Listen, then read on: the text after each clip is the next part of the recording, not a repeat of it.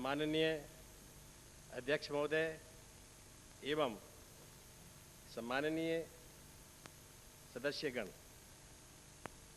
11वीं विधानसभा के प्रथम सत्र में आपको संबोधित करते हुए मुझे अत्यंत हर्ष हो रहा है। ये अति प्रसन्नता का विषय है कि हाल ही में राज्य में 11वीं विधानसभा का चुनाव शांतिपूर्ण ढंग से संपन्न हुए। मैं नवनिर्वाचित माननीय विधायकों को बधाई देता हूं तथा आशा करता हूं कि वे राजस्थान के विकास से संबंधित मुद्दों को प्रभावी ढंग से रखकर प्रदेश के सर्वांगीण विकास में अपना सहयोग देंगे। मैं माननीय सदस्यों का हार्दिक स्वागत करता हूं, अभिनंदन करता हूं। साथ ही माननीय सदस्यों और राज्य के निवासियों को मैं नए वर्ष की शुभकामनाएं प्रेषित करता हूं। गत वर्ष हमने आज़ादी का स्वर्ण जयंती वर्ष मनाया था। पूरे देश में इस अवसर पर सक्रिय जन सहयोग से अनेक कार्यक्रम आयोजित किए गए।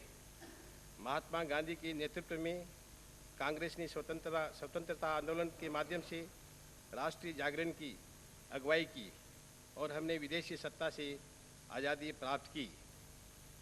गणतंत्र संग्राम में कई ज्ञात व अज्ञात शहीदों ने अपनी कुर्बानी दी।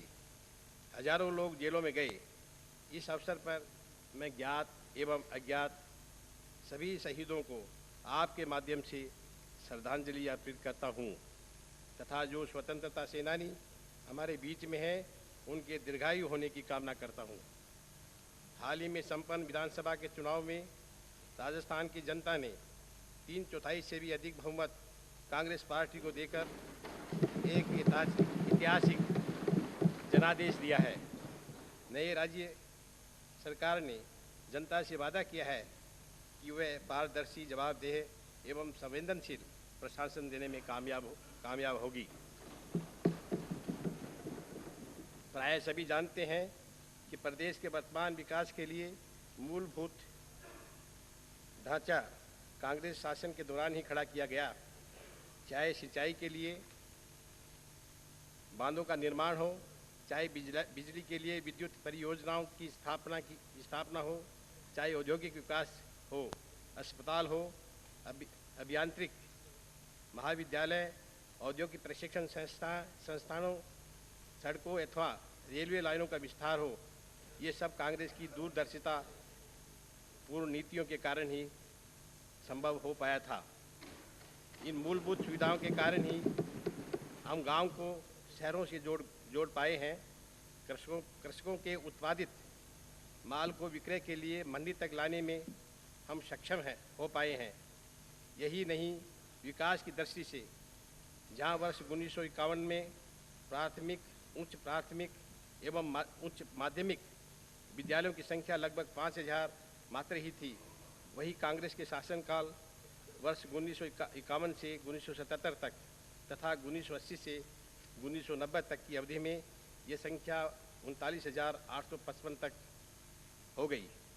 इसी प्रकार इस अवधि में 132 महाविद्यालय, 5 विश्वविद्यालय, 5 अभियांत्रिकी विद्यालय, 19 पॉलिटेक्निक विद्यालय तथा 53 औद्योगिक प्रशिक्षण संस्थान कांग्रेस शासन में खोले गए। साक्षरता का प्रतिशत भी 1951 में 8.95% था, जो कि उक्त अवधि में 38.55% हो गया।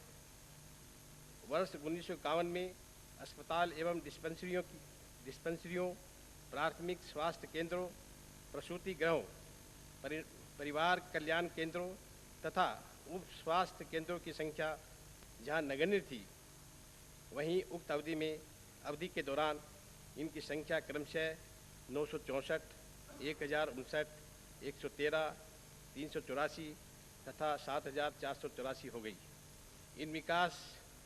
यह विकास कांग्रेस शासन की नीतियों का ही परिणाम रहा। इस अवधि में सड़कों की लंबाई नगण्य से 54,856 किलोमीटर तक की गई। पंचवर्षीय योजना में इस अवधि में राज्य में 6,461.69 करोड़ रुपए का निवेश तथा 30,557 गाँवों को इस अवधि में पेयजल उपलब्ध कराया गया। अकाल राहत पर उक्त अवधि में 1759.40 करोड़ रुपए का व्यय किया गया। राजस्थान पर अकाल की काली और क्रूर छाया कुछ अपवाद वर्षों को छोड़कर लगातार पड़ती रही है, जो राज्य की आर्थिक स्थिति पर भी प्रतिकूल प्रभाव डालती रही है। कांग्रेस सरकार ने इस प्राकृतिक विपदा का मुकाबला पूरी दृढ़ता, सूझबूझ और दक्षता से किया है तथा कांग्रेस की राज्य सरकार ने अपने शासनकाल में अकाल से निपटने के लिए 1700 करोड़ रुपए से अधिक की धनराशि खर्च कर अकाल से ग्रसित लोगों को रोजगार प्रदान किया, बहुमूल्य पशुधन को विभिन्न प्रदेशों से चारा मंगवाकर बचाया, अकालग्रस्त क्षेत्रों से पीने के पानी की व्यवस्था की, वृद्धों तथा अपाहिजों को आर्थिक सहायता दी तथा अकाल राहत कार्यों के जरिए स्थायी महत्व के कार्य को तरजीह दी। और इसी का नतीजा है कि आज पंचायत घर, पटवार घर, विद्यालय भवन, औषधालय भवन, सामूहिक मनोरंजन केंद्र, पानी के टांके, खेतों पर खडीन, एनीकट, सड़कें तथा सामुदायिक उपयोग की पक्के कार्य गांव में बड़ी संख्या में दिखाई देते हैं। कांग्रेस की राज्य सरकारों ने बिना किसी भेदभाव से अकाल पीड़ितों की सेवा में कोई कमी नहीं रखी। पिछली सरकार के 8 वर्षों के कुशासन में राज्य की कानून व्यवस्था एकदम चौपट हो गई। इस दौरान हत्याएं, महिलाओं के साथ बलात्कार, उत्पीड़न, अपहरण, चोरी, डकैती, पुलिस हिरासत में मौतें तथा लूट की घटनाएं आम बात हो गई थी। दलितों एवं समाज के कमजोर तबकों पर अत्याचार की घटनाओं में निरंतर वृद्धि होती रही और पूर्व सरकार द्वारा दोषियों के खिलाफ कोई कार्रवाई नहीं की गई, जिससे इन वर्गों के लोगों में आत्मविश्वास को भारी ठेस पहुंची। पूर्व सरकार के शासनकाल में हुई विभिन्न सांप्रदायिक दंगों एवं गोलीकांड की घटनाओं से समूचे अल्पसंख्यक समुदाय में असुरक्षा की भावना व्याप्त हो गई। प्रदेश में पंचायती राज संस्थाओं को पंगु बना दिया गया तथा ग्रामीण विकास एकदम ठप हो गया। पंचायत राज के निर्वाचित सदस्यों को सरकार की ओर से कोई अधिकार नहीं दिए गए। हर स्तर पर व्याप्त भ्रष्टाचार के कारण विकास की कोई भी योजना सफल नहीं हो सकी और विकास कार्य के लिए आवंटित धनराशि का बड़ा हिस्सा भ्रष्टाचार की बलि चढ़ गया। पूर्व सरकार ने जनता की मूलभूत आवश्यकताओं, बिजली पानी की आपूर्ति एवं सड़कों की मरम्मत पर कोई ध्यान नहीं दिया। बड़ी बड़ी घोषणाएं करने के बावजूद प्रदेश में विद्युत की किसी परियोजना को प्रारंभ नहीं किया। कृषि कार्य के लिए नर्सरी योजना शुरू करके प्रदेश के गरीब किसानों को लूटा। प्राकृतिक आपदा, ओलावृष्टि, बाढ़, तूफान के समय सरकार के किसानों की कोई मदद नहीं की। प्रदेश में महंगाई बढ़ती रही, लेकिन सरकार ने महंगाई को रोकने हेतु कोई कदम नहीं उठाए। शिक्षा एवं चिकित्सा सेवाओं में भी भारी गिरावट हुई है। इतना ही नहीं, पिछले 8 वर्ष के राज्य की अर्थव्यवस्था चौपट हो गई और सन 1989 के 6,026 करोड़ रुपए के मुकाबले 1998-99 में राज्य की देनदारी बढ़कर 23,000 करोड़ रुपए तक पहुंच गई और सरकार ने बिना तर्क के मात्र धनाभाव के कारण सरकारी कर्मचारियों की सेवानिवृत्ति आयु को 58 वर्ष से बढ़ाकर 60 वर्ष कर दिया, जिससे प्रदेश के युवा वर्ग में निराशा की भावना व्याप्त हुई। कांग्रेस ने जिस प्रकार की गंभीर वित्तीय स्थिति, चरमराए हुए व बिगड़े प्रशासनिक ढांचे के साथ शासन संभाला है, वह नई सरकार के समक्ष एक प्रकार से राज्य के विकास की गति को तेज करने एवं संवेदनशील प्रशासन देने की एक बहुत बड़ी चुनौती है। राज्य की वित्तीय स्थिति बहुत ज़्यादा खराब है। सरकार ने श्वेत पत्र प्रकाशित कर वास्तविक स्थिति जनता के समक्ष रखने का निर्णय लिया है और सरकार आम जनता को विश्वास में लेकर प्रदेश की वित्तीय स्थिति में सुधार करने के लिए प्रयास करेगी।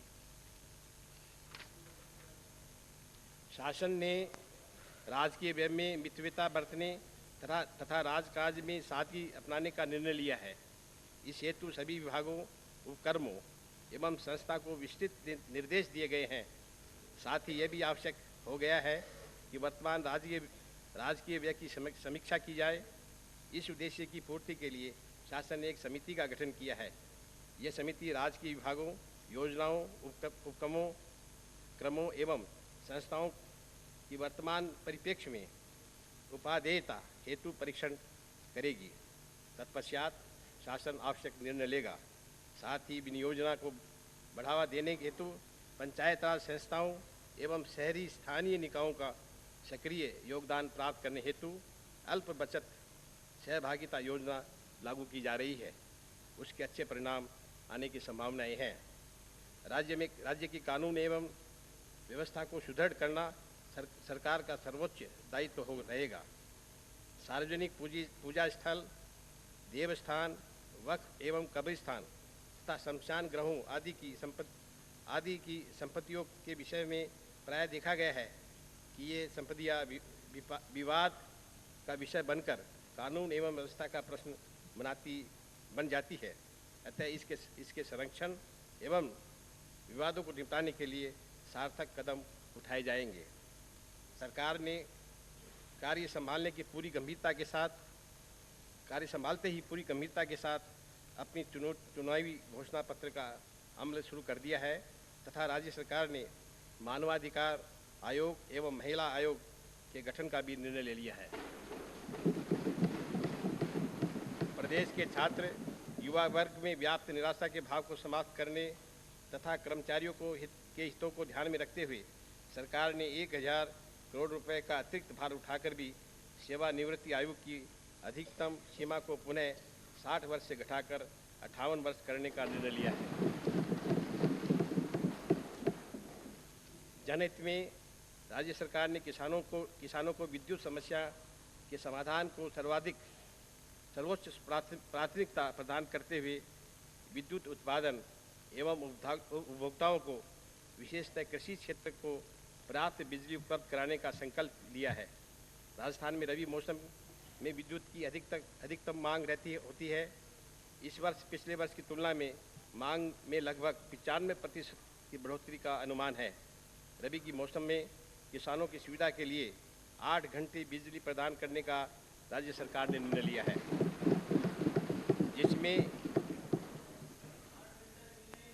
जिससे 1 करोड़ रुपए प्रतिदिन अतिरिक्त खर्चा होगा। विद्युतकरण ग्रामों में गरीब रेखा से नीचे जीवन यापन करने वाले परिवारों के घरों में कुटीर ज्योति योजना के अंतर्गत इस वर्ष 6000 घरेलू कनेक्शन प्रदान किए गए थे। अब इसको बढ़ाकर 10,000 कनेक्शन देने का निर्णय लिया है। सरकार ने कृषकों को कनेक्शन देने की नर्सरी योजना को समाप्त कर दिया है और 1 अप्रैल 1999 से कृषि कार्य के लिए बिजली कनेक्शन हेतु नई नीति बनाएगी। संविधान में उल्लेखित लोकतांत्रिक विकेंद्रीकरण को मूल रूप देने हेतु राष्ट्रपिता महात्मा गांधी के ग्राम स्वराज के सपने को साकार करने के लिए देश में सर्वप्रथम 2 अक्टूबर 1959 को भारत के तत्कालीन प्रधानमंत्री पंडित जवाहरलाल नेहरू ने नागौर में 3 स्तरीय पंचायती राज व्यवस्था का शुभारंभ किया। पंचायती राज व्यवस्था को शक्तिशाली बनाने और देश के ग्रामीण विकास में महिलाओं एवं समाज के कमजोर तबके की भागीदारी सुनिश्चित करने के लिए स्वर्गीय राजीव गांधी की पहल की, जिसके फलस्वरूप भारत के संविधान में 73वां व 74वां संशोधन किया गया। महिलाओं और अनुसूचित जाति और जनजाति एवं पिछड़े वर्ग के लोगों को पंचायती राज संस्थाओं में एवं नगरीय पालिका में आरक्षण मिला। प्रजातांत्रिक व्यवस्था के अधिकारों के विकेंद्रीकरण की भावना के अनुरूप राज्य में पंचायत राज संस्थाओं को प्रशासनिक शक्तियों एवं आर्थिक संसाधन उपलब्ध कराकर सुदृढ़ बनाया जा रहा है। ग्रामीण विकास संबंधी कार्यों को पंचायती राज संस्थाओं के माध्यम से क्रियान्वित करने हेतु न्यायिक, वित्तीय और प्रशासनिक ढांचे में फेरबदल लाया जा रहा है।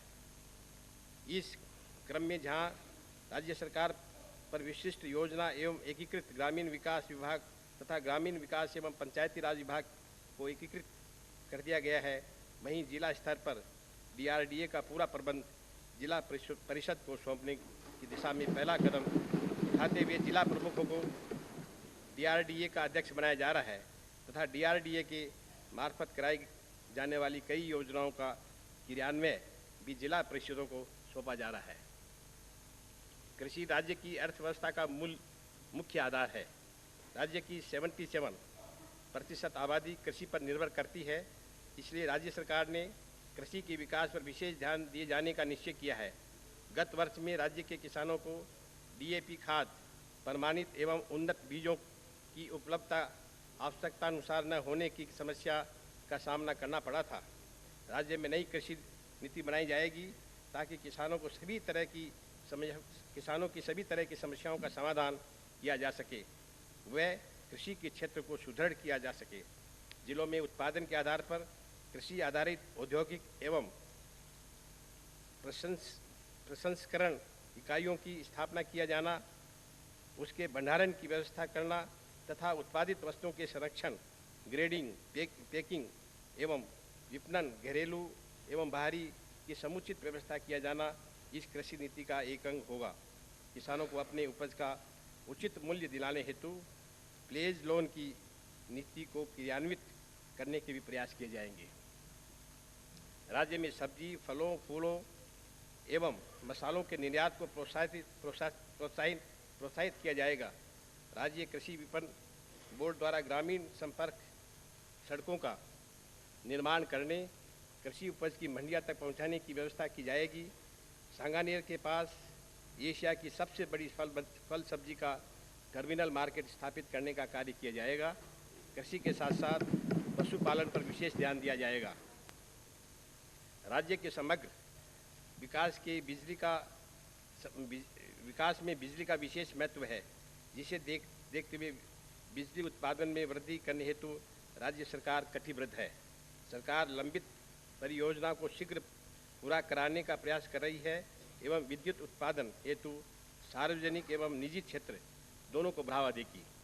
सूरतगढ़ ताप विद्युत परियोजना की 250 मेगावाट की दूसरी इकाई को लगाने का काम भी द्रुत गति से प्रारंभ किया गया है एवं इसके वर्ष 2000 की प्रथम छमाही में प्रारंभ होने की संभावना है। 35.5 मेगावाट के रामगढ़ गैस आधारित विद्युत गृह के लिए राज्य सरकार ने उचित कैलोरीफिक वैल्यू एवं समुचित गैस आपूर्ति हेतु के लिए केंद्र सरकार से आग्रह किया है। इसके अतिरिक्त गैस से वर्तमान बिजली घर में 71.0 मेगावाट की क्षमता वृद्धि के लिए राज्य सरकार प्रयत्नशील है। अंततः बिजली घर की वर्तमान क्षमता 419 मेगावाट है। इसके द्वितीय चरण में नेशनल थर्मल पावर कॉरपोरेशन द्वारा 650 मेगावाट की अतिरिक्त उत्पादन क्षमता स्थापित की जा रही है। इसे लगभग 4 वर्ष में उत्पादन प्रारंभ होने की संभावना है। इससे भी लगभग 20% राजस्थान राज्य का हिस्सा होगा। राजस्थान आणविक विद्युत गृह रावतभाटा की तीसरी व चौथी इकाई कुल 440 मेगावाट क्रमशः जुलाई व दिसंबर 1999 में प्रारंभ होने की संभावना है। इस पूरी क्षमता को राजस्थान को आवंटित करने के लिए भारत सरकार से आग्रह किया जा चुका है। पूर्व में 2 निजी परियोजनाएं 702 मेगावाट के धौलपुर में नेफ्ता आधारित विद्युत गृह एवं 500 मेगावाट बरसिंगसर लिग्नाइट ताप विद्युत गृह परियोजना को स्वीकृति मिल गई है। इसके अतिरिक्त कई निजी परियोजनाओं से भी विद्युत क्रय अनुबंध हो गए हैं, परंतु इन परियोजनाओं में कोई प्रगति नहीं हुई है। इसकी स्थापना में आ रही बाधाओं को दूर करने पर एक मंत्रिमंडलीय उप समिति विचार कर रही है, जिससे इस निजी क्षेत्र की परियोजनाओं की स्वीकृति एवं स्थापना में प्रगति हो सकेगी। राज्य के जैसलमेर जिले पश्चिम भाग में पवन ऊर्जा पर आधारित विद्युत उत्पादन संयंत्र व्यावसायिक तौर पर स्थापित करने हेतु प्रथम चरण में जैसलमेर के जिले में 2 मेगावाट क्षमता का एक विंड फार्म प्रदर्शन हेतु स्थापित किए जाने की कार्रवाई की जा रही है। राज्य सरकार मथानिया में 140 मेगावाट इंटीग्रेटेड और कंबाइंड साइकिल का ऊर्जा संयंत्र स्थापित करने का प्रयत्न कर रही है। राज्य में निरंतर प्रयास के बावजूद भी पेयजल की समस्या बनी हुई है। बिशलपुर, मानवी शिवाकल, गांधेली, साहबा, गसिंगपुरा योजनाओं को गति दी जाएगी।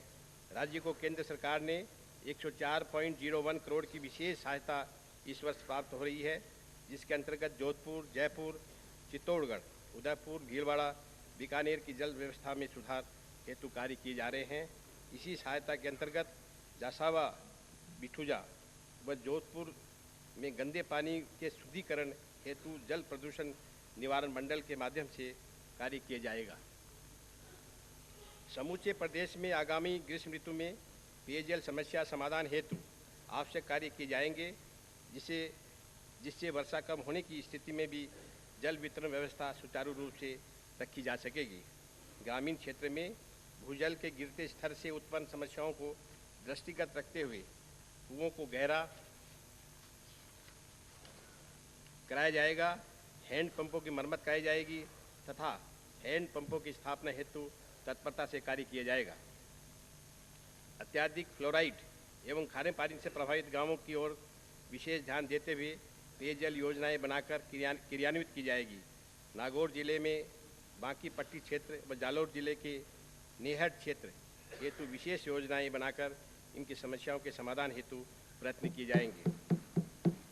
वर्ष 1999-2000 के दौरान 6000 बस्तियों को पेयजल से लाभान्वित किया जाएगा। क्षेत्रीय जल प्रदाय योजनाओं का सुदृढ़ीकरण किया जाएगा ताकि योजनाओं के अंतिम छोर के ग्रामों को समुचित मात्रा में पेयजल सुलभ हो सके। जहां कृषि के विस्तार एवं पेयजल सुविधा उपलब्ध कराने हेतु भूमिगत जल का उपयोग किया गया, वहीं जल स्तर से तेजी गति से हो रही गिरावट चिंताजनक है। अतः भूजल के पुनर्भरण हेतु नई तकनीक का विकास किया जाएगा। राजस्थान के मरुभूमि में प्राचीन तालाबों, बावड़ियों तथा कुओं आदि जल स्रोतों को पुनः निर्मित किया जाएगा। जल क्षमता में वृद्धि की जाएगी एवं जल को सुरक्षित एवं स्वच्छ रखने की नीति निर्धारित की जाएगी। राज्य में तीव्र गति से बढ़ती हुई जनसंख्या चिंता का विषय है। जनसंख्या का बढ़ना किए जा रहे विकास को नगण्य कर देता है। परिवार कल्याण के कार्यक्रमों में अभी तक रही उदासीनता को दूर करते हुए सरकार जन सहयोग से इस सामाजिक समस्या का समाधान करने हेतु प्रभावी कदम उठाएगी। जनसंख्या स्थायित्व सुनिश्चित करने हेतु प्रत्येक उपकेंद्र, प्राथमिक स्वास्थ्य केंद्र तथा जिले के लिए व्यापक सर्वेक्षणों के माध्यम से सेवाओं की आवश्यकताओं का आकलन करवाए जाकर कार्य योजनाएं तैयार की गई है। उनके अनुरूप ही कार्यक्रम का क्रियान्वयन तथा उनकी समीक्षा हेतु प्रयास किए जा रहे हैं। राज्य सरकार बेहतर चिकित्सा एवं स्वास्थ्य सुविधा उपलब्ध कराने के लिए कृत संकल्प है।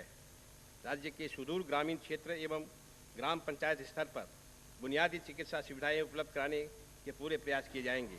वर्तमान में उपलब्ध चिकित्सा एवं स्वास्थ्य सुविधाओं की उपलब्धता का आकलन करते हुए जिन क्षेत्रों में कमी है उसमें योजनाबद्ध तरीके से चिकित्सा एवं स्वास्थ्य सुविधा उपलब्ध कराई जाएगी। राज्य में गत वर्ष में मलेरिया, पीलिया एवं अन्य बीमारियों का प्रकोप रहा है। राज्य सरकार इनके नियंत्रण हेतु कारगर कदम उठाएगी।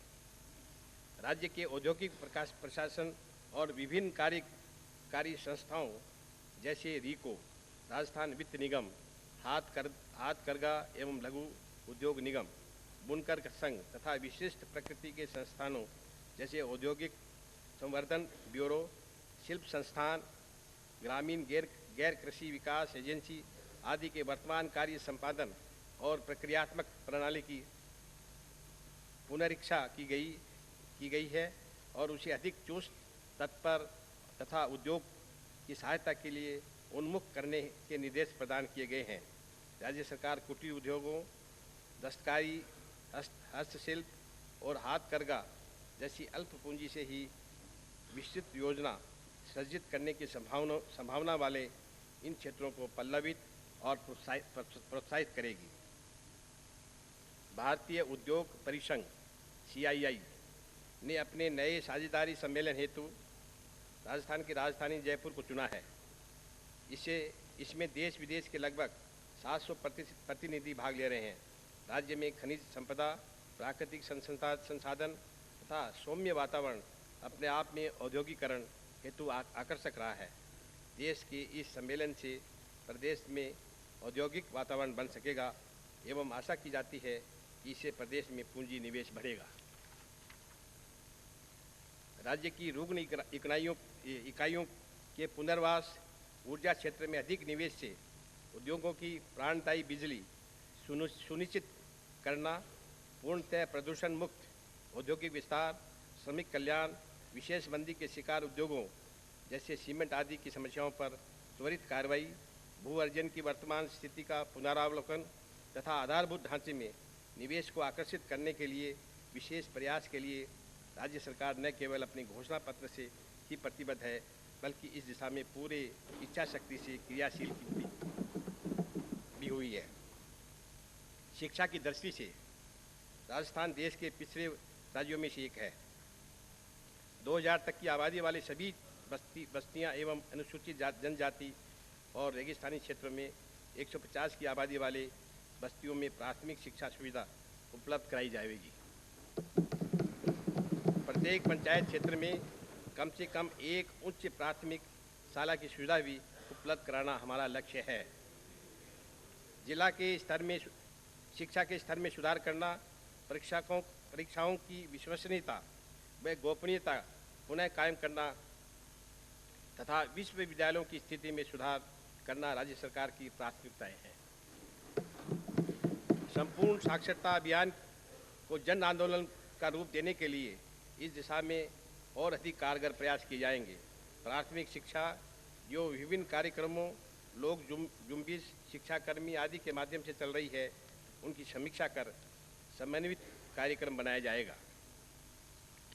गत वर्ष में उच्च शिक्षा की धूमिल होती छवि व गिरती गुणात्मकता को सुधार हेतु शैक्षणिक सत्र सारणी का निर्धारण कर उसे कड़ाई से लागू करने के प्रयास पूरी शक्ति से किए जाएंगे। शिक्षकों की कमी को दूर करने का शीघ्र प्रयास किए जाएंगे। साथ ही गत वर्षों में विश्वविद्यालयीय परीक्षाओं पर लगे प्रश्न चिन्ह को ध्यान में रखकर परीक्षा प्रणाली की विश्वसनीयता पुनः स्थापित करने के प्रयास किए जाएंगे। अनुदानित संस्थाओं को समय पर अनुदान के अभाव में आ रही समस्याओं के समाधान हेतु समय पर अनुदान जारी करने के प्रयास किए जाएंगे। संस्कृत वाङ्मय ने सदियों से भारतीय संस्कृति, अध्यात्म, जीवन दर्शन एवं जीवन शैली तथा ज्ञान विज्ञान के व्यापक तथा गहन अनुभूत तत्वों एवं तथ्यों को संस्कृत विद्वानों एवं ऋषियों के लिखित आलेखों एवं जीवन पद्धति के माध्यम से संजोकर रखा है। संस्कृत भाषा में हमारी इसी अथाह एवं अमूल्य धरोहर को प्रकाश में लाने तथा मानव समाज एवं राष्ट्र हित में इसे प्रस्तुत करने के दृष्टिकोण से ही संस्कृत की अध्ययन, अध्यापन, अनुसंधान एवं प्रचार प्रसार का कार्य राजस्थान में प्रारंभ किया गया था। संस्कृत शिक्षा के आधारभूत ढांचे को सुदृढ़ किया जाएगा। तकनीकी शिक्षा के क्षेत्र में विस्तार, क्षमता वृद्धि, गुणात्मक सुधार एवं दक्षता के लिए योजनाबद्ध प्रयास किए जाएंगे। इंजीनियरिंग महाविद्यालयों में शैक्षणिक सत्र के नियमितीकरण के पूर्ण प्रयास किए जाएंगे। पॉलिटेक्निक संस्थाओं में आधुनिक औद्योगिकी के परिप्रेक्ष्य में संस्थान, उद्योग समन्वय तथा पाठ्यक्रम विकास के प्रयासों से डिप्लोमा पाठ्यक्रम को अधिक प्रभावशाली बनाने के प्रयास किए जाएंगे। चर्म उद्योग से संबंधित विशेष पाठ्यक्रम इस वर्ष जयपुर औद्योगिक प्रशिक्षण संस्थान में प्रारंभ किया जाएगा। सरकार सूचना के अधिकार की पक्षधर है। विकास संबंधी कार्यों में पारदर्शिता लाने के लिए जनता को सूचना का अधिकार देने हेतु कार्य योजना तैयार की जाएगी। सरकार का प्रयास है कि अधूरी सिंचाई परियोजनाओं को शीघ्र पूर्ण किया जावे तथा इसी क्रम में भारत सरकार की त्वरित सिंचाई लाभ कार्यक्रम एवं आरआरडीएफ के तहत नाबार्ड से ऋण की व्यवस्था की जा रही है। कई वर्षों से लंबित सिंचाई परियोजना तथा पांचना, सावन, भादो, परवन, जलोत्थान आदि योजनाओं को गति दी जाएगी। प्रदेश की सिंचाई परियोजनाओं के उपलब्ध जल का अधिकतम उपयोग करने हेतु विश्व बैंक की सहायता से 1800 करोड़ रुपए की राजस्थान जल संघनन परियोजना प्रस्तावित है, जिसके अंतर्गत लगभग 750 लाख हेक्टेयर सिंचाई क्षेत्र में जल वितरण की संपूर्ण व्यवस्था काश्तकारों को सौंपने का प्रावधान है। 11,198 लघु सिंचाई परियोजनाओं के आधुनिकीकरण का कार्य स्वीडिश अंतर्राष्ट्रीय विकास एजेंसी के माध्यम से किया जाना भी विचाराधीन है। सिद्धमुख नहर योजना का कार्य यूरोपियन आर्थिक समुदाय की वित्तीय सहायता से किया जा रहा है तथा इस परियोजना की सिद्धमुख वितरिका का कार्य नाबार्ड की सहायता से किया जाना प्रस्तावित है। वृहद एवं मध्यम परियोजनाओं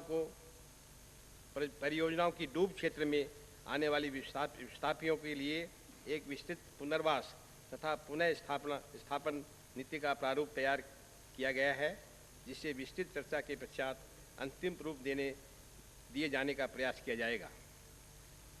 इंदिरा गांधी परियोजना के महत्व को देखते हुए खालों का निर्माण कर कृषि योग्य क्षेत्र तैयार किया जाएगा तथा भूमि आवंटन कार्य में तेजी लाई जाएगी, जिससे सिंचाई के साधनों का उपयोग हो सके। सेम की समस्या के निराकरण के लिए एक बहुआयामी योजना का प्रभावी क्रियान्वयन किया जाएगा। इंदिरा गांधी नहर परियोजना के अंतर्गत सहहुआ, चूरू, गजनेर, पोखरण एवं फलोदी जलोत्थान सिंचाई योजनाओं को गति प्रदान की जाएगी।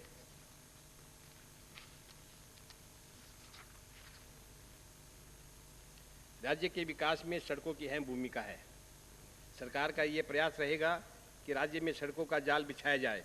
इसके लिए राज्य सरकार सड़कों के निर्माण में निजी निवेशकों की भागीदारी को बढ़ावा देगी। निवेशकों द्वारा निर्माण, संचालन एवं हस्तांतरण आधार पर परियोजनाएं बनाई जाएगी। पिछले वर्षों से सड़कों का रखरखाव नहीं हो रहा है, जिससे सड़कों की हालत बहुत खराब है। राज्य सरकार ने निर्णय लिया है कि जिलेवार सड़कों का सर्वेक्षण कर सड़कों में रखरखाव का कार्य योजनाबद्ध तरीके से किया जाएगा। विपणन बोर्ड के माध्यम से ग्रामीण सड़कों का निर्माण कराया जाएगा। 1991 की जनसंख्या के अनुसार 1000 की आबादी के गांवों को सड़कों से जोड़ा जाएगा। पंचायत मुख्यालयों के गांवों को सड़कों से जोड़ने को प्राथमिकता दी जाएगी। राष्ट्रीय उच्च मार्ग संख्या पड़ावा मान लिया जाए, थक गए। राष्ट्रीय उच्च मार्ग संख्या 8 के जयपुर से कोटपुतली तक 4 लेनिंग का कार्य पूर्ण किया जा चुका है। कोटपुतली से आगे हरियाणा सीमा तक का कार्य भारतीय राष्ट्रीय उच्च मार्ग प्राधिकरण द्वारा कराया जा रहा है। फरवरी 1998 में फतेहपुर अम्बाला राष्ट्रीय उच्च मार्ग संख्या 65 घोषित किया गया। राष्ट्रीय उच्च मार्ग संख्या 65 को फतेहपुर नागौर, जोधपुर पाली तक बढ़ाने सिरोही पिंडवाड़ा, उदयपुर चित्तौड़गढ़, कोटा बारा शिवपुरी व अजमेर भीलवाड़ा चित्तौड़गढ़ नीमच इंदौर को नवीन राष्ट्रीय उच्च मार्ग घोषित किए जाने के लिए भारत सरकार सैद्धांतिक रूप से सहमत हो गई है। समाज में सदियों से व्याप्त सामाजिक विषमताओं में ग्रसित कमजोर वर्गों के कल्याण हेतु वर्तमान सरकार कृत संकल्प है। एक और जहां अनुसूचित जातियां, जनजातियां, विमुक्त एवं घुमंतु जातियों, अल्पसंख्यकों तथा समाज के कमजोर एवं पिछड़े वर्गों के शैक्षणिक, आर्थिक विकास एवं सामाजिक उत्थान व सुरक्षा के कार्यक्रमों को गति प्रदान की जा रही है। वहीं दूसरी ओर बाल कल्याण, महिला कल्याण, विकलांग कल्याण, वृद्ध एवं अशक्त कल्याण, परिवीक्षा सेवा एवं नशा मुक्ति जैसे महत्वपूर्ण क्षेत्रों में गत वर्षों की अपेक्षा अधिक धनराशि कर विभिन्न कार्यक्रमों में आशातीत प्रकृति लाने के प्रयास किए जा रहे हैं। राजस्थान अनुसूचित जाति जनजाति वित्त एवं विकास सहकारी निगम यद्यपि कमजोर वर्ग के परिवारों को आर्थिक रूप से स्वावलंबी बनाने हेतु प्रयासरत है, तथापि अल्पसंख्यक एवं पिछड़े वर्गों के कमजोर परिवारों को संबंधित राष्ट्रीय वित्त निगमों से ऋण दिलवाकर आर्थिक रूप से स्वावलंबी बनाने हेतु सघन अभियान चलाया जाएगा। रोजगार के और अधिक अवसर उपलब्ध कराए जाने हेतु इन्हें विभिन्न संस्थाओं में औद्योगिक प्रशिक्षण उपलब्ध करवाए जा रहे हैं। इस वर्ष की शेष अवधि एवं आगामी वर्षों की विभिन्न कार्य योजनाओं से अन्य पिछड़े वर्ग के व्यक्तियों को भी लाभान्वित किए जाने का निश्चय किया है। अनुसूचित जाति की जनसंख्या के अनुपात में राज्य योजना मद से प्रवाह सुनिश्चित करने हेतु समस्त विकासीय विभागों में अलग से बजट उप शीर्षक खुलवाया जा रहा है तथा उक्त राशि के उचित उपयोग सुनिश्चित किए जाने हेतु नियमित रूप से उच्च स्तर पर समीक्षा की जाएगी। इस प्रकार से राज्य सरकार पिछड़े तबके के लोगों के उत्थान हेतु पूर्ण संवेदनशील रहते हुए विभिन्न कार्यक्रमों के क्रियान्वयन को माकूल अंजाम देने का सकल प्रयास करने को कृत संकल्प है। अनुसूचित जातियों व जनजातियों के लिए रोजगार एवं शिक्षा के क्षेत्र में आरक्षण की नीति में आ रही कठिनाइयों को समाप्त किया जाएगा तथा आरक्षित पदों को, चाहे वे सीधी भर्ती के हो या पदोन्नति के, उन्हें निश्चित अवधि में पूर्ण किए जाएंगे तथा पूर्व में स्थगित कोटे को भी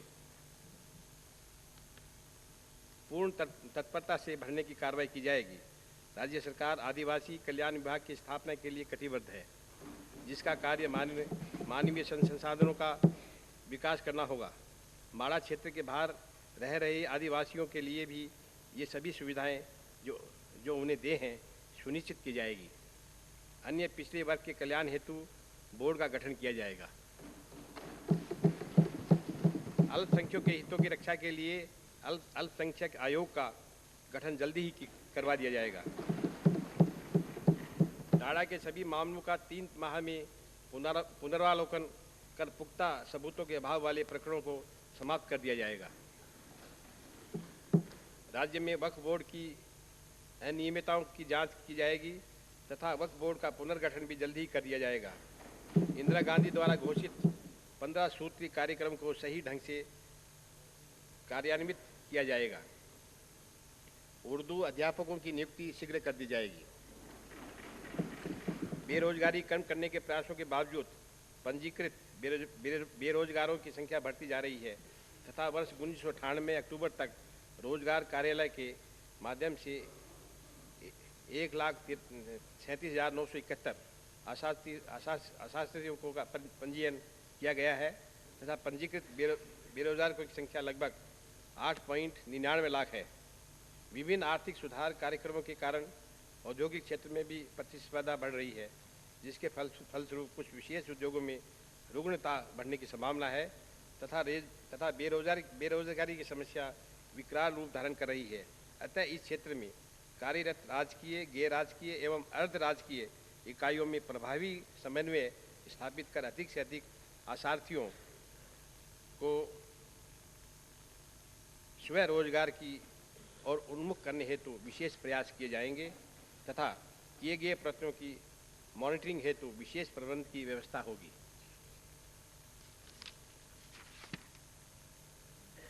बाल श्रमिकों की समस्याओं की ओर विशेष ध्यान दिया जाएगा। समाज में अपेक्षित सुविधाएं एवं संविधान में दिए गए अधिकार सुरक्षित कराने हेतु सरकार कटिबद्ध है। बाल श्रमिकों के शोषण को रोका जाएगा, उन्हें शिक्षा के अवसर देने, उन्हें पौष्टिक भोजन उपलब्ध कराने तथा उनके स्वास्थ्य हेतु आवश्यक सुविधाएं उपलब्ध कराई जाएगी। बाल श्रमिकों के पुनर्वास की व्यवस्था की जाएगी। महिला अधिकारों को संरक्षण हेतु राज्य में महिला आयोग का गठन किया जा रहा है। इसके अतिरिक्त सरकारी नौकरियों में महिलाओं के लिए 20 से बढ़ाकर 30% स्थानों का आरक्षण किया जाएगा।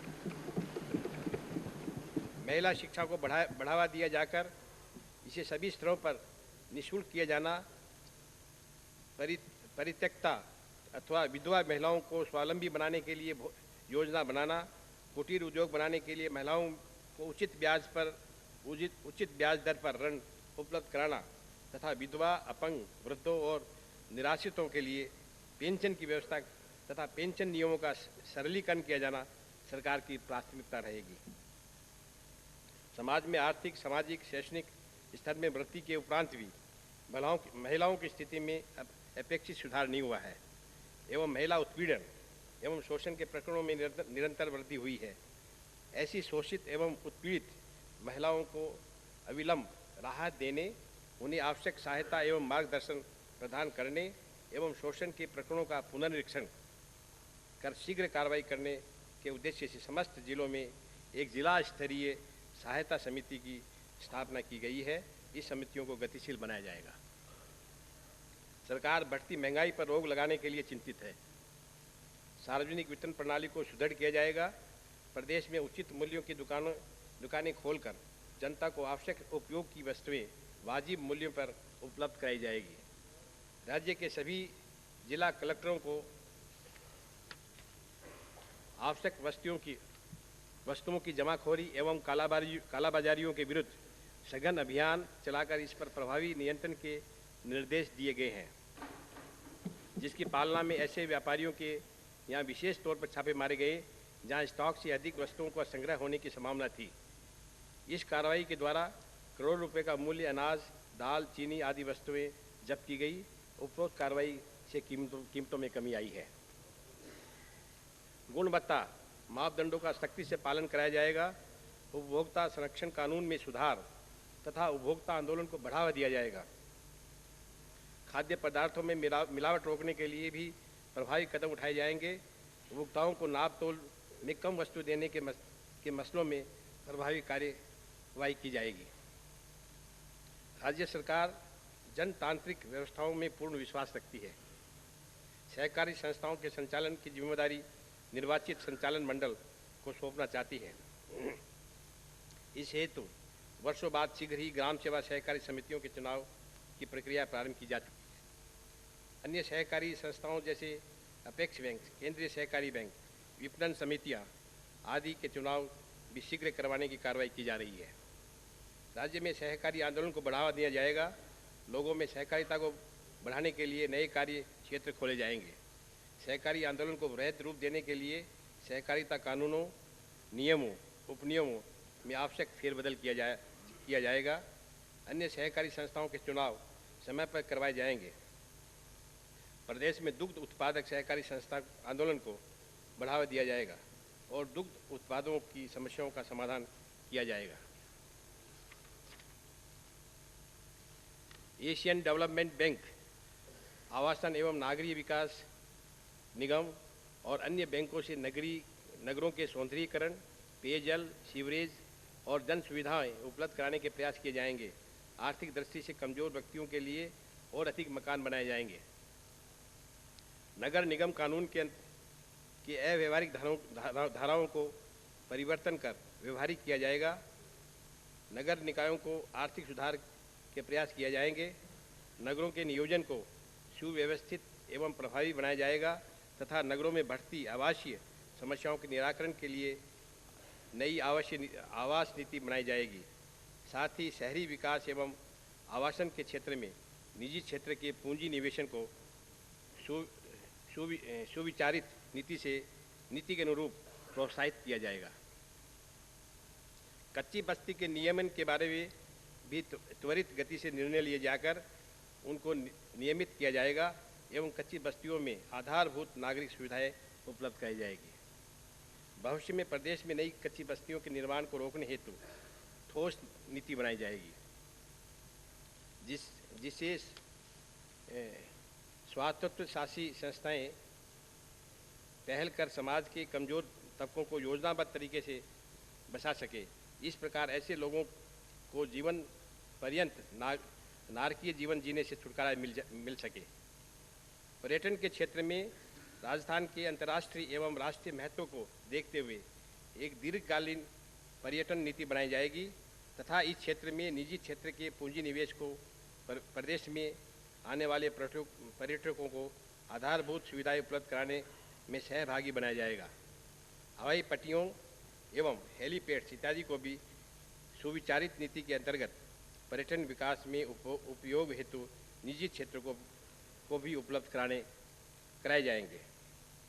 राजस्थान की विपुल ऐतिहासिक एवं सांस्कृतिक धरोहर को संरक्षित करने हेतु स्थायी नीति बनाई जाएगी एवं समयबद्ध कार्यक्रम के तहत इस धरोहर को आने वाली पीढ़ियों के लिए सुरक्षित रखने हेतु समयबद्ध एवं समन्वित प्रयास किए जाएंगे। इन विषयों के अतिरिक्त अन्य कई बिंदु हैं जिनका चुनाव घोषणा पत्र में विवरण है। राज्य सरकार आगामी समय में समयबद्ध तरीके से उनको पूरा करने के लिए प्रतिबद्ध है। माननीय सदस्यगण, इस सत्र में लोकरण अधिनियम 1944 में संशोधन हेतु संकल्प आपके समक्ष प्रस्तुत किया जाएगा। जैसा कि आप सब जानते हैं कि राजस्थान राज्य की स्थापना के 50 वर्ष दिनांक 30 मार्च 1999 को पूरे होंगे। राज्य सरकार 30 मार्च 1999 से 30 मार्च 2000 तक की अवधि को राजस्थान की स्थापना की स्वर्ण जयंती वर्ष के रूप में सांस्कृतिक, सामाजिक एवं आर्थिक विकास के विभिन्न कार्यक्रमों के माध्यम से मनाने का निश्चय किया है। इसमें आप सबका सहयोग एवं सहभागिता भी प्रार्थनीय है। स्वर्ण जयंती के उपलक्ष्य में प्रदेश के स्वतंत्र सेनानियों के सम्मान एवं कल्याण हेतु विशेष कार्यक्रम आयोजित किए जाएंगे। राजस्थान के विकास की अपनी जटिल समस्याएं हैं। हम सभी प्रदेश का तेजी से विकास चाहते हैं। इसके लिए कठोर परिश्रम करना होगा, विकास कार्यक्रमों में नया दृष्टिकोण रखना होगा तथा प्रशासन में पारदर्शिता, संवेदनशीलता व कुशलता लानी होगी।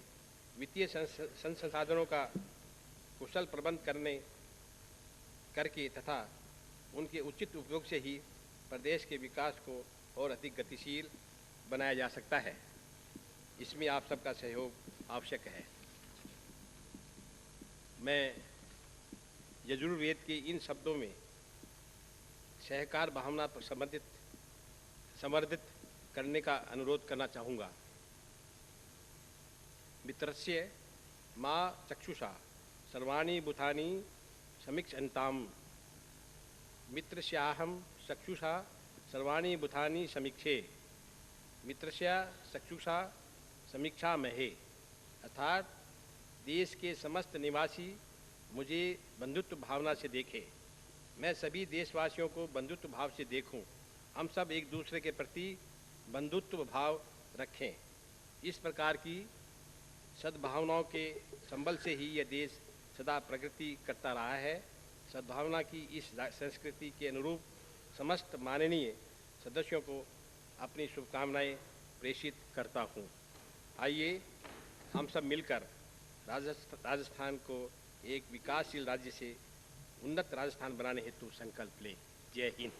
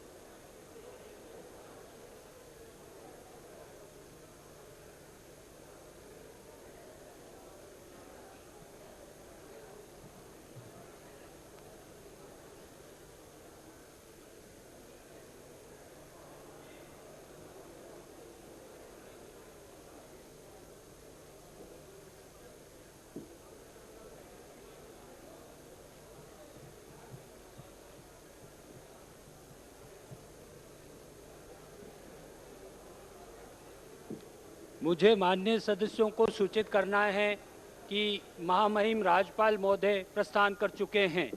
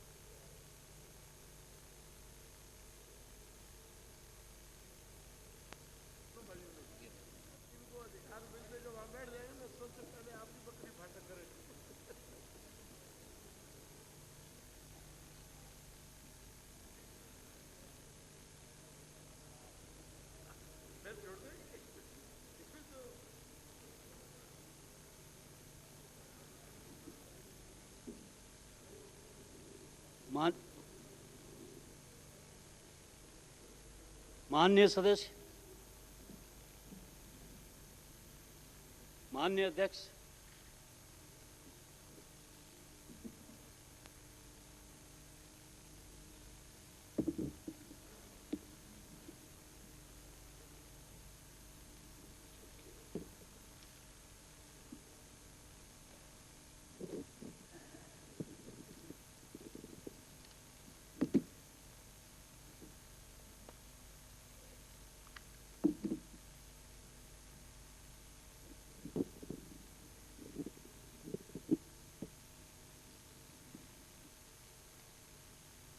माननीय सदस्यों को सूचित करना है कि मैं प्रक्रिया तथा कार्य संचालन संबंधी नियमों के नियम 9(1) के अंतर्गत निम्नांकित सदस्यों को सभापति तालिका के लिए मनोनीत करता हूँ। श्री हरि सिंह चौहान, श्री रामनारायण चौधरी, श्री तकवीउद्दीन अहमद, श्री हरि सिंह महुआ।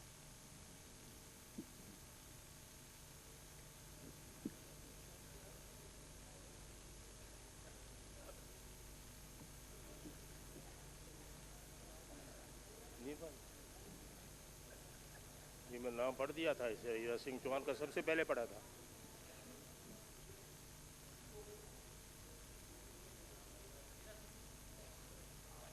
माननीय सदस्यों को सूचित करना है कि राजस्थान विधानसभा के भारतीय जनता पार्टी दल की बैठक में इस आशय का निर्णय लिए जाने की सूचना प्राप्त हुई है कि श्री भैरू सिंह शेखावत विधायक को उक्त विधायक दल का नेता चुना गया है।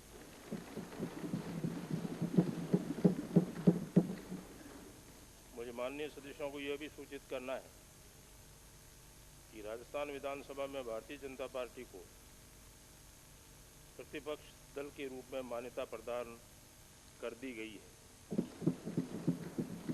तथा पार्टी के नेता श्री भैरू सिंह शेखावत को प्रतिपक्ष दल का नेता मान लिया गया है।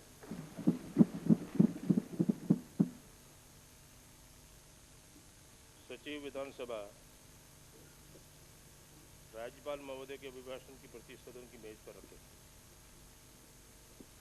महोदय, मैं महामहिम राज्यपाल महोदय के अभिभाषण की प्रति सदन की मेज पर रखता हूं।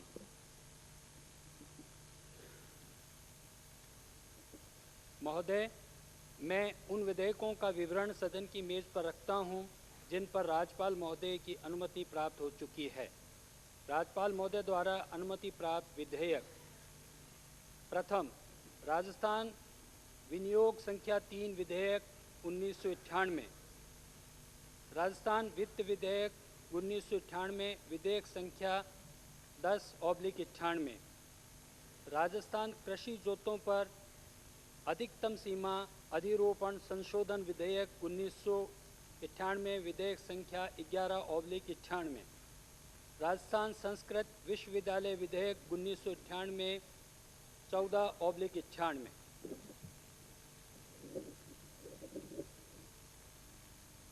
श्री चंदनमल वैद वित्त मंत्री वित्त विभाग की 42 अधिसूचनाएं सदन की मेज पर रखेंगे। माननीय अध्यक्ष महोदय, मैं कार्यसूची में किए गए उल्लेख के अनुसार वित्त विभाग के 42 अधिसूचनाएं सदन की मेज पर रखता हूं। श्री शोगाराम बाकोलिया, यातायात मंत्री। परिवहन विभाग की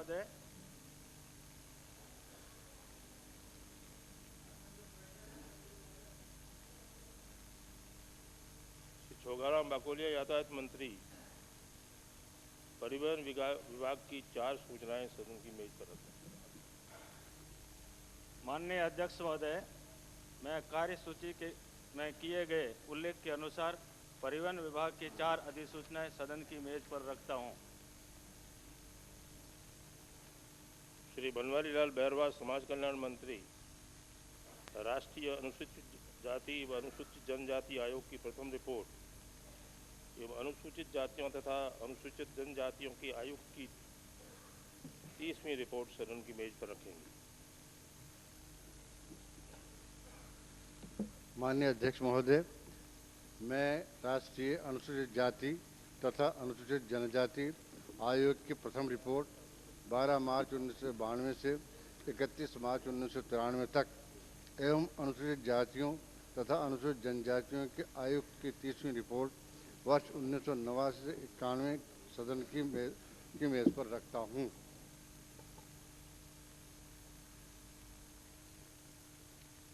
श्री शोगाराम बाकोलिया, यातायात मंत्री। राजस्थान राज्य पथ परिवहन निगम के लेखों का अंकेक्षण प्रतिवेदन एवं प्रमाण पत्र सदन की मेज पर रखेंगे। माननीय अध्यक्ष महोदय, मैं सड़क परिवहन अधिनियम 1950 की धारा 33(4) के अंतर्गत राजस्थान राज्य पथ परिवहन निगम के लेखों का 31 मार्च 1997 को समाप्त हुए वर्ष के लिए अंकेक्षण प्रतिवेदन एवं प्रमाण पत्र सदन की मेज पर रखता हूं।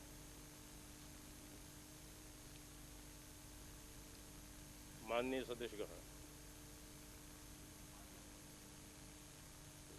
मैं एक जानकारी चाहूँगा। माननीय चंदनमल जी ने 43 अधिसूचनाओं का जिक्र किया है।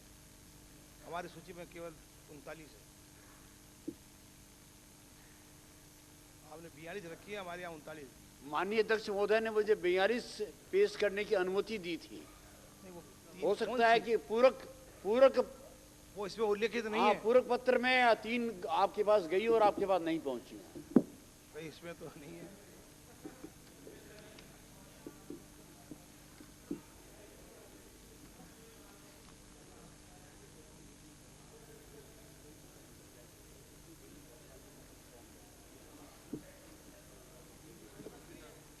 वित्त मंत्री जी की अधिसूचनाएं 42 ही है, एक में 2 है, इसलिए कुछ गिनती में जो है गलतफहमी हुई है।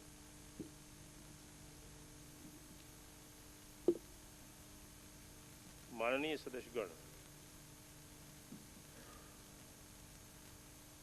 शोका व्यक्त के इस अवसर पर मैं गत दिनों दिवंगत हुए निम्न महानुभावों के प्रति शोक प्रस्ताव प्रस्तुत करता हूँ। गुजरात मध्य प्रदेश पांडुचेरी की पूर्व राज्यपाल प्रोफेसर के.एम. चांडी का जन्म 6 अगस्त 1921 को केरल के कोट्याम जिले के पिलाई में हुआ। आपने अंग्रेजी में एमए की उपाधि प्राप्त की। वर्ष 1968 से 72 तक आप पढ़ाई के सेंट थॉमस कॉलेज में अंग्रेजी के व्याख्याता रहे। अपनी 17 वर्ष की अल्पायु में ही राजनीति में प्रवेश किया और श्री जी रामचंद्रन के नेतृत्व में टैगोर एकेडमी की स्थापना की। मीनाचिल तालुक कांग्रेस कमेटी के सचिव रहे श्री चांडी ने वर्ष 46-47 में स्वतंत्रता आंदोलन में सक्रिय रूप से भाग लिया और जेल भी गए।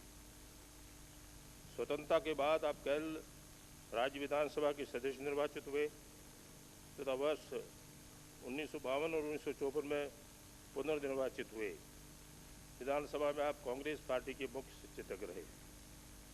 वर्ष 82-83 में आप पांडुचेरी के उप राज्यपाल, वर्ष 83-84 में गुजरात तथा वर्ष 84 से 88 तक मध्य प्रदेश के राज्यपाल के पद पर आसीन रहे।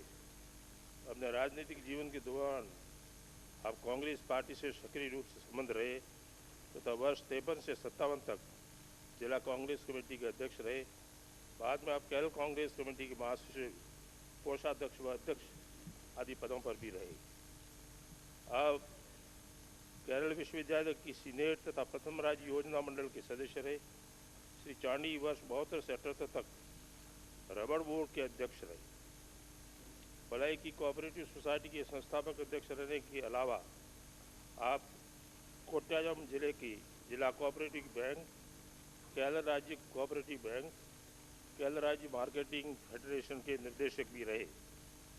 अपने सार्वजनिक जीवन के दौरान आप अनेक राजनीतिक, सामाजिक, शैक्षणिक संस्थाओं से संबंध रहे। आपके सक्रिय योगदान के कारण ही भारत प्राकृतिक रबड़ उत्पादक देशों के संघ का सदस्य बना। वर्ष 72 से 78 के मध्य लंदन, कुआलालंपुर, बैंकॉक, सिंगापुर आदि देशों में हुए अंतर्राष्ट्रीय रबड़ सम्मेलनों में आपने भारतीय दल का नेतृत्व किया। श्री के.एम. चांडी का 7 सितंबर 1998 को निधन हो गया।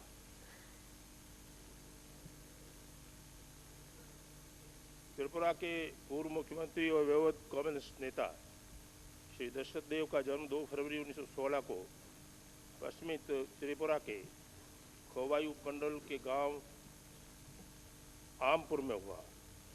आपने तत्कालीन पूर्व पाकिस्तान के हबीबगंज वृंदावन कॉलेज से स्नातक की उपाधि प्राप्त करने के बाद कलकत्ता विश्वविद्यालय में स्नातकोत्तर एवं LLB की डिग्री के लिए अध्ययन किया, लेकिन राजनीति में प्रवेश के कारण शिक्षा पूरी नहीं कर सके। पूर्वोत्तर राज्य त्रिपुरा में कम्युनिस्ट आंदोलन के अग्रणी नेता श्री देव वर्ष 1993 में राज्य के मुख्यमंत्री बनाए गए। इससे पूर्व आप वर्ष 78 में राज्य सरकार में शिक्षा मंत्री और 1983 में उप मुख्यमंत्री रहे। आप वर्ष 1952 से 71 तक लगातार 4 बार लोकसभा के सदस्य निर्वाचित हुए। राज्य के आदिवासी और गैर आदिवासी समुदाय में लोकप्रिय रहे श्री देव ने शिक्षा के क्षेत्र में अनेक उल्लेखनीय कार्य किए। आजीवन किसान सभा के उपाध्यक्ष रहे श्री देव ने किसानों के उत्थान के लिए अनेक आंदोलनों का नेतृत्व किया। वर्ष 50 में भारतीय कम्युनिस्ट पार्टी के सदस्य बनने के बाद आप पार्टी की केंद्रीय समिति के भी सदस्य रहे और वर्ष 88 से 93 तक आप त्रिपुरा मार्क्सवादी कम्युनिस्ट पार्टी की राज्य समिति के सचिव रहे। स्थानीय आदिवासी भाषा के अलावा आप बांग्ला, हिंदी और अंग्रेजी भाषा के अच्छे ज्ञाता थे। आपने अनेक पुस्तकें भी लिखी। अपने 6 दशक के राजनीतिक जीवन में आपने ब्रिटेन, यूरोप और सोवियत संघ की यात्राएं भी की। श्री देव का 14 अक्टूबर 1998 को निधन हो गया। असम के पूर्व मुख्यमंत्री श्री केशव चंद्र गोगोई का जन्म असम के शिवसागर जिले के गांव लंकांग में 29 सितंबर 1926 को हुआ। आपने BA LLB की उपाधियां प्राप्त की। वर्ष 78 में आप डिब्रूगढ़ निर्वाचन क्षेत्र से जनता पार्टी के प्रत्याशी के रूप में आसाम विधानसभा के सदस्य निर्वाचित हुए और वर्ष 82 में राज्य के मुख्यमंत्री बनाए गए। वर्ष 1983 में आप भारतीय राष्ट्रीय कांग्रेस के प्रत्याशी के रूप में पुनः विधायक चुने गए और असम सरकार में कैबिनेट मंत्री बनाए गए। वर्ष 1985 और 91 में भी आप डिब्रूगढ़ से ही कांग्रेस विधायक निर्वाचित हुए। वरिष्ठ अधिवक्ता के रूप में प्रतिष्ठित श्री गोगोई जिला बार एसोसिएशन के अध्यक्ष रहे। आपने वर्ष 1991 में श्रीलंका में आयोजित राष्ट्रमंडल संसदीय संघ के सम्मेलन में आसाम राज्य की CPA शाखा का प्रतिनिधित्व किया। श्री केशव चंद्र गोगोई का दिनांक 5 अगस्त 1998 को निधन हो गया। पूर्व विधायक एवं सांसद श्री घसीराम यादव का जन्म 15 नवंबर 1924 को अलवर जिले के भुनगड़ा ग्राम में हुआ। आपने MA LLB की उपाधि प्राप्त की। श्री यादव अलवर जिले के विभिन्न निर्वाचन क्षेत्रों में पहली, दूसरी, तीसरी, 5वीं, 7वीं, 9वीं और 10वीं राजस्थान विधानसभा में विधायक रहे। वर्ष 1998 में संपन्न 12वीं लोकसभा के लिए अलवर क्षेत्र से कांग्रेस टिकट पर सांसद के रूप में निर्वाचित हुए। श्री यादव वर्ष 67 में राजस्थान सरकार में उपमंत्री तथा वर्ष 81 से 85 के मध्य राजस्थान सरकार के विभिन्न विभागों के स्वतंत्र प्रभार वाले राज्य मंत्री रहे। विधानसभा में आप राजकीय उपक्रम समिति, गृह समिति, प्रश्न एवं संदर्भ समिति तथा सिंचाई विधि व न्याय विभागों की संसदीय परामर्शदात्री समिति तथा महिला और बालकों के कल्याण संबंधी समिति के सदस्य रहे। समाज सेवी श्री यादव एक जुझारू जनप्रतिनिधि रहे। राज्य मंत्रिमंडल के सदस्य के रूप में आपने शासकीय क्षमता एवं जन कल्याण के लिए अपनी प्रतिबद्धता का परिचय दिया। श्री घाशीराम यादव का 30 नवंबर 1998 को निधन हो गया। पूर्व विधायक श्री गोपीराम जाट का जन्म 3 मई 1947 में जयपुर जिले के पचार गांव में हुआ। आपने BA तक शिक्षा प्राप्त की। श्री गोपीराम जाट जयपुर जिले के आमेर क्षेत्र से 9वीं व 10वीं राजस्थान विधानसभा के लिए भारतीय जनता पार्टी के विधायक निर्वाचित हुए। श्री जाट राजस्थान विधानसभा के कार्यकाल के दौरान वर्ष 1990-92 में जनलेखा समिति व गृह समिति के सदस्य रहे तथा वर्ष 1994-95 में प्राक्कलन समिति ख के सदस्य रहे। श्री जाट भाजपा जयपुर जिला देहात के महामंत्री व अध्यक्ष रहे। आप वर्ष 1980 से 84 में भारतीय जनता पार्टी जोटवाड़ा मंडल के महामंत्री भी रहे। श्री गोपीराम जाट वर्ष 1967-68 में SSG पारीक कॉलेज के छात्र संघ के अध्यक्ष रहे। आप इसी कॉलेज में कबड्डी टीम के कप्तान भी रहे। वर्ष 86-93 में आदर्श विद्या मंदिर जोटवाड़ा के व्यवस्थापक रहे। समाज सेवा में रुचि रखने वाले श्री जाट गरीबों, उत्थान व दलित वर्ग के लोगों की सेवा के लिए हमेशा आगे रहते थे। श्री गोपीराम जाट का दिनांक 30 दिसंबर 1998 को निधन हो गया। पूर्व विधायक श्री रामदेव चौधरी का जन्म नागौर जिले के वरण गांव में हुआ। आपने मैट्रिक तक शिक्षा प्राप्त की। श्री रामदेव चौधरी नागौर जिले की मुंडवा निर्वाचन क्षेत्र से 6ठी व 8वीं राजस्थान विधानसभा में क्रमशः कांग्रेस व लोकदल से विधायक रहे। विधानसभा में श्री चौधरी विशेषाधिकार समिति व याचिका समिति के सदस्य रहे। श्री चौधरी पंचायत राज व्यवस्था की शुरुआत में ग्राम पंचायत कुमारी के प्रथम सरपंच बने और इस पद पर 20 वर्ष तक रहे। आप स्थानीय कोऑपरेटिव सोसाइटी के चेयरमैन भी रहे। श्री रामदेव चौधरी गरीब किसानों एवं शोषित वर्ग के हितों की रक्षा के लिए सदैव सक्रिय रहे। श्री रामदेव चौधरी का दिनांक 12 नवंबर 1998 को निधन हो गया। पूर्व विधायक श्री प्रणवीर व्यास का जन्म 13 नवंबर 1943 को भीलवाड़ा जिले में हुआ। आपने गांधी विद्यालय गुलाबपुरा से 10वीं तक की शिक्षा प्राप्त की। श्री प्रवीण व्यास 8वीं विधानसभा के लिए भीलवाड़ा क्षेत्र से कांग्रेस के विधायक चुने गए। विधानसभा के कार्यकाल के दौरान आप नियम समिति, राजकीय उपक्रम समिति तथा प्राक्कलन समिति क के सदस्य रहे। श्री व्यास की सामाजिक कार्यों में गहरी रुचि थी। श्री प्रवीण व्यास का दिनांक 4 अगस्त 1998 को निधन हो गया। पूर्व विधायक श्री त्रिलोक सिंह का जन्म सीकर जिले के फतेहपुर तहसील के अलबसर गांव में विक्रम संवत 1978 में हुआ। आप मैट्रिक स्तर तक शिक्षा प्राप्त की। श्री त्रिलोक सिंह 7वीं राजस्थान विधानसभा के लिए फतेहपुर निर्वाचन क्षेत्र से मार्क्सवादी कम्युनिस्ट पार्टी के विधायक निर्वाचित हुए। आप वर्ष 1940 में मार्क्सवादी कम्युनिस्ट पार्टी के सदस्य बने तथा सीकर जिला मार्क्सवादी कम्युनिस्ट पार्टी के सचिव रहे। स्वतंत्रता सेनानी श्री त्रिलोक सिंह आजीवन अविवाहित रहकर किसानों के लिए संघर्ष करते रहे। आप राजस्थान किसान सभा के अध्यक्ष भी रहे।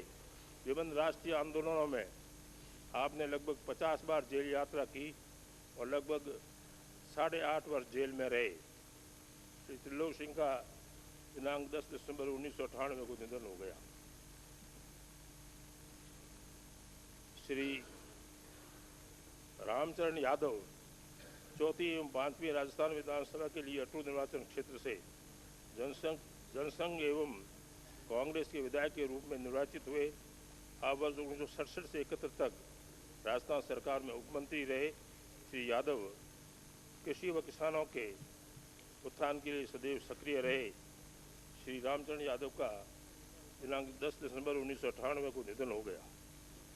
पूर्व विधायक श्री केसरीमल का जन्म 16 जून 1916 को अजमेर जिले के ब्यावर कस्बे में हुआ। आपने 6ठी कक्षा तक शिक्षा प्राप्त की। श्री केसरीमल 5वीं राजस्थान विधानसभा के लिए ब्यावर क्षेत्र से समाजवादी दल से विधायक चुने गए। स्वतंत्रता सेनानी श्री केसरीमल वर्ष 1930 से 44 के मध्य भारतीय कांग्रेस के सदस्य तथा 1944 के बाद भारतीय साम्यवादी दल के सदस्य रहे। अब राजस्थान ट्रेड यूनियन कांग्रेस के प्रांतीय कमेटी के अध्यक्ष, भारतीय साम्यवादी दल की कार्यकारिणी के सदस्य तथा Akhil Bharatiya trade union council के सदस्य, टेक्सटाइल लेबर यूनियन के महामंत्री तथा जिला विद्युत कर्मचारी यूनियन अजमेर के अध्यक्ष भी रहे। श्री केसरीमल का दिनांक 28 सितंबर 1998 को निधन हो गया। पूर्व शिक्षा मंत्री एवं न्यायाधीश श्री सैयद फारूक हसन का जन्म 1 जनवरी 1932 को टोंक जिले के मालपुरा कस्बे में हुआ। आपने अलीगढ़ मुस्लिम विश्वविद्यालय से MA LLB की उपाधियाँ प्राप्त की। श्री फारूक हसन 5वीं राजस्थान विधानसभा के लिए सवाई माधोपुर से कांग्रेस के विधायक निर्वाचित हुए और वर्ष 1973 से 77 तक आप राजस्थान सरकार में शिक्षा एवं कानून राज्य मंत्री रहे। समाज सेवी एवं न्यायविद श्री हसन राजस्व मंडल और वक्फ बोर्ड के सदस्य भी रहे। आप 12 जुलाई 1985 को राजस्थान उच्च न्यायालय के न्यायाधीश नियुक्त हुए और वर्ष 1994 तक इस पद पर आसीन रहे। आप वर्ष 1964 से 67 में सवाई माधोपुर नगर पालिका की उप नियम समिति के संयोजक रहे। आप सवाई माधोपुर की जमियतुल उलेमा तथा अंजुमन इस्लामिया के अध्यक्ष भी रहे। श्री हसन की मानव कल्याण व राष्ट्रीयता संबंधी कार्यों में विशेष रुचि रही। फारूक हसन का दिनांक 19 नवंबर 1998 को निधन हो गया। पूर्व विधायक श्री गोवर्धन सिंह का जन्म 30 अक्टूबर 1921 को भरतपुर में हुआ। आपने साहित्य रत्न की उपाधि प्राप्त की। श्री गोवर्धन सिंह भरतपुर जिले के बयारा निर्वाचन क्षेत्र से द्वितीय विधानसभा में कांग्रेस के विधायक रहे। आप जाटो सभा के उपमंत्री व प्रधान भी रहे। आप जयपुर डिवीजन दलित वर्ग संघ के अध्यक्ष भी रहे। श्री गोवर्धन सिंह सामाजिक उत्थान के कार्यों के साथ साथ संगीत व साहित्यिक गतिविधियों में भी रुचि रखते थे। श्री गोवर्धन सिंह का दिनांक 24 नवंबर 1998 को निधन हो गया। पूर्व विधायक श्री भवनलाल शर्मा का जन्म विक्रमी संवत 1978 में बूंदी जिले के लाखेलई गांव में हुआ। श्री भवनलाल शर्मा द्वितीय राजस्थान विधानसभा में बूंदी जिले के हिंडोली निर्वाचन क्षेत्र से कांग्रेस के विधायक रहे। अब राजस्थान प्रदेश कांग्रेस कमेटी के आजीवन सदस्य रहे तथा 2 बार बूंदी जिले के जिला प्रमुख भी रहे। आपने लाखेरी श्रमिक आंदोलन का सफल नेतृत्व किया था। आप लाखेरी म्यूनिसिपल बोर्ड के सदस्य व सचिव रहे। श्री शर्मा हरिजनों व पिछड़ी जातियों के उत्थान में विशेष रुचि रखते थे। भारत सेव समाज जिला बूंदी के संयोजक रहे और श्री शर्मा की साहित्य अध्ययन एवं नाटक आदि में भी रुचि थी। श्री भवनलाल शर्मा का दिनांक 24 अगस्त 1998 को निधन हो गया। पूर्व विधायक एवं स्वतंत्रता सेनानी श्री पुरुषोत्तम लाल शर्मा का जन्म विक्रम संवत 1966 में चैत्र चतुर्दशी को जयपुर जिले के ग्राम गहलोता में हुआ।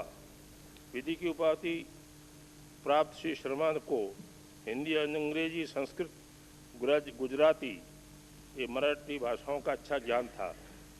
स्वतंत्रता सेनानी श्री शर्मा दूसरी विधानसभा में कांग्रेस प्रत्याशी के रूप में किशनगढ़ क्षेत्र से विधायक निर्वाचित हुए। पेशे से वकील रहे श्री शर्मा किशनगढ़ प्रजामंडल के अध्यक्ष तथा किशनगढ़ नगरपालिका बोर्ड के उपाध्यक्ष भी रहे। विधानसभा के कार्यकाल के दौरान आप खाद्य आपूर्ति, स्वायत्त शासन, शिक्षा एवं स्वास्थ्य विभागों के मंत्री रहे। श्री शर्मा कई वर्षों तक किशनगढ़ बार एसोसिएशन के अध्यक्ष भी रहे। श्री पुरुषोत्तम लाल शर्मा का दिनांक 5 दिसंबर 1998 को निधन हो गया। स्वतंत्रता सेनानी मामा बालेश्वर दयाल का जन्म वर्ष 1905 में उत्तर प्रदेश के इटावा गांव में हुआ। आपने मैट्रिक तक शिक्षा प्राप्त की। आपको अंग्रेजी भाषा के भी अच्छा ज्ञान था। आपका प्रारंभिक सार्वजनिक जीवन अध्यापक के रूप में बीता। आदिवासी अपनी परंपरा के अनुसार आदर से मामा कहते थे। आदिवासी समुदाय के मसीहा कहे जाने वाले मामा बालेश्वर दयाल वर्षों तक समाजवादी आंदोलन में सक्रिय एवं देश की स्वाधीनता प्राप्ति के लिए संघर्षशील रहे। ईसाई पादरियों द्वारा 1000 से अधिक भीलों को ईसाई बना दिए जाने की घटना ने आपको झकझोर कर रख दिया और आपने आदिवासियों की दयनीय दशा एवं विपन्नता को देखकर उनके उत्थान का महाव्रत धारण किया। आदिवासियों के कल्याण के लिए अपना जीवन समर्पित करने वाले श्री बालेश्वर दयाल ने बांसवाड़ा जिले के निकट मध्य प्रदेश राज्य में पड़ने वाले बामनिया में अपना आश्रम स्थापित किया। इस आश्रम में आपने आदिवासियों को सामाजिक बुराइयों से मुक्ति दिलाने के साथ साथ उनमें आत्मसम्मान की भावना जागृत की। यहाँ आपने भेलोड़ी भाषा में समाचार पत्र भी प्रकाशित किए और उनके माध्यम से आदिवासी समुदाय में व्याप्त जड़ता को समाप्त कर सामाजिक चेतना जागृत करने का कार्य किया। स्वतंत्रता के बाद मामा बालेश्वर दयाल राजनीति में भी सक्रिय रहे और राज्यसभा के सदस्य चुने गए, लेकिन आपने अपने सार्वजनिक जीवन पर राजनीति को कभी हावी नहीं होने दिया। आदिवासियों के कल्याण के लिए समर्पित भावना से की गई सेवाओं के कारण अब राजस्थान, गुजरात और मध्य प्रदेश के आदिवासी इलाकों में पूजे जाते रहे। जन कल्याण हेतु की गई सेवाओं के लिए मध्य प्रदेश सरकार द्वारा आपको 1 लाख रुपए के पुरस्कार से भी सम्मानित किया। बालेश्वर दयाल का निधन 26 दिसंबर 1998 को हो गया। मुंबई से इमरत से जा रही फ्रंटियर गोल्डन टेम्पल मेल दिनांक 26 दिसंबर 1998 को तड़के 3:13 पर खन्ना के निकट दुर्घटनाग्रस्त हो गई और इस रेलगाड़ी से टूटकर अलग हुए 9 डिब्बे दूसरी पटरी पर जा गिरे तथा जम्मू से कलकत्ता जा रही सियालदे एक्सप्रेस की उनसे सीधी टक्कर हो गई। इस हादसे में 200 से अधिक लोग मारे गए तथा बड़ी संख्या में महिलाएं एवं बच्चे हताहत हो गए। भारतीय सेना के सर्वोच्च अलंकरण परमवीर चक्र से सम्मानित कर्नल होशियार सिंह का जन्म 5 मई 1936 को हरियाणा के रोहतक जिले के सिसाना में हुआ। आप भारतीय सेना की 3री ग्रेनेडियर्स में अधिकारी थे। कर्नल होशियार सिंह ने वर्ष 1971 में भारत पाक युद्ध के दौरान अपनी उत्कृष्ट वीरता, अदम्य सैन्य मनोबल और नेतृत्व का परिचय दिया। इस युद्ध के दौरान कर्नल होशियार सिंह ने अग्रिम कंपनी की कमान संभाली और शत्रु क्षेत्र पर कब्जा करने तथा दुश्मन के सभी हमलों को साहस के साथ विफल करने में कामयाब रहे। युद्ध के दौरान घायल होने के बाद भी विचलित हुए बिना आपने बड़ी वीरता से दुश्मन के आक्रमण का मुंह तोड़ जवाब दिया। इस वीरता पर आपको भारतीय सेना के सर्वोच्च सम्मान परमवीर चक्र से अलंकृत किया गया। कर्नल होशियार सिंह का निधन 26 दिसंबर 1998 को हो गया। मैं सभी दिवंगत व्यक्तियों को अपनी ओर से तथा सदन के सभी माननीय सदस्यों की ओर से श्रद्धांजलि अर्पित करता हूँ। मैं ईश्वर से प्रार्थना करता हूँ कि उनकी आत्माओं को शांति प्रदान करे और उनके शोक संतप्त परिजनों को उनका विछोह सहन करने की शक्ति दे।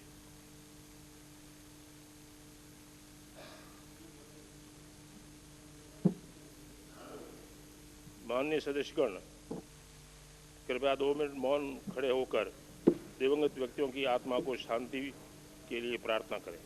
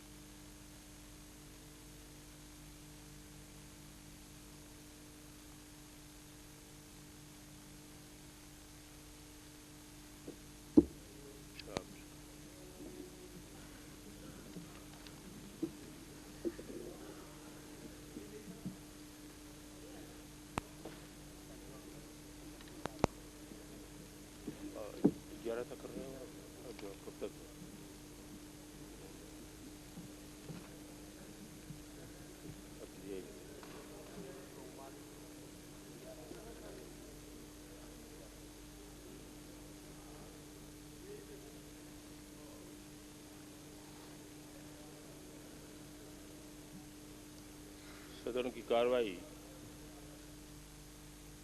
11 जनवरी सोमवार 11 बजे के लिए स्थगित की।